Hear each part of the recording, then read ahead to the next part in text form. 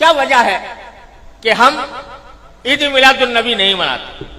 لیکن یوم پاکستان مناتے ہیں، آزادی پاکستان کا دن مناتے ہیں؟ تو میں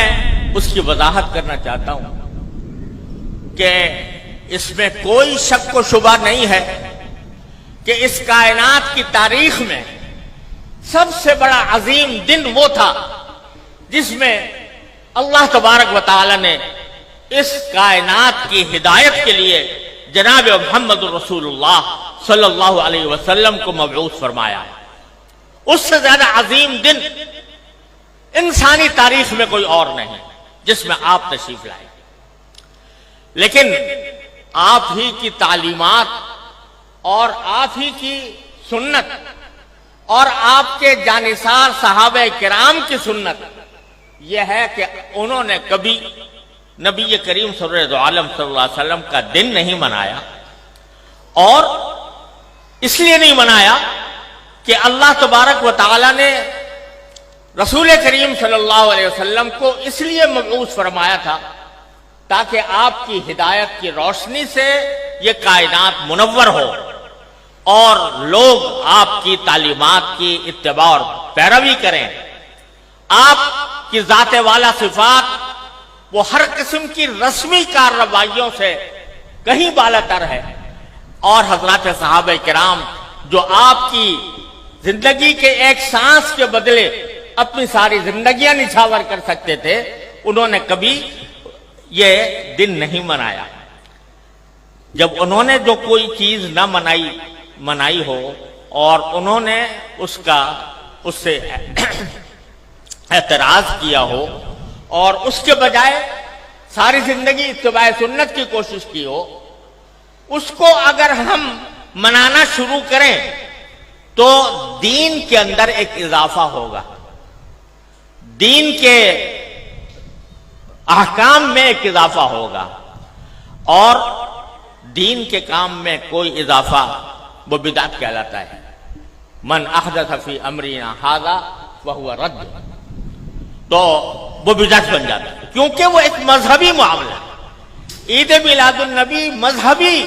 تقریب کے طور پر منائی جاتی ہے، مذہبی عید کے طور پر، عید کا نام اس کا رکھا گیا ہے، اور وہ مذہبی تقریب ہے، اور مذہبی تقریب اگر کوئی شخص مذہب کا حصہ سمجھ کر وہ بنائے گا تو دین میں ایک اضافہ ہوگا جس کا نام بدعت ہے۔ اس لیے ہمارے اکابر علماء کرام نے اس بنانے کا اہتمام نہیں کیا۔ جہاں تک یہ 14 اگست کا تعلق ہے، 14 اگست کے یوم آزادی کا تعلق ہے، یہ کوئی مذہبی تقریب نہیں ہے، یہ کوئی دینی اجتماع نہیں ہے، یہ دینی تقریب نہیں ہے، بلکہ یہ ملکی تقریب ہے، اور ملک کی آزادی کے طور پر، اس کے ایک نشان کے طور پر اس کو منایا جاتا ہے۔ کوئی شخص بھی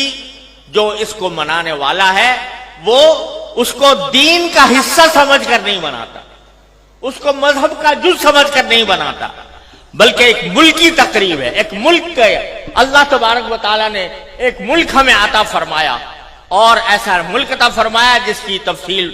مولانا عزیز الرحمان صاحب نے بیان کی ہے، تو وہ ہم ایک ملک کی تقریب کے طور پر بناتے ہیں۔ بدعت اس وقت بنتی ہے کوئی چیز جو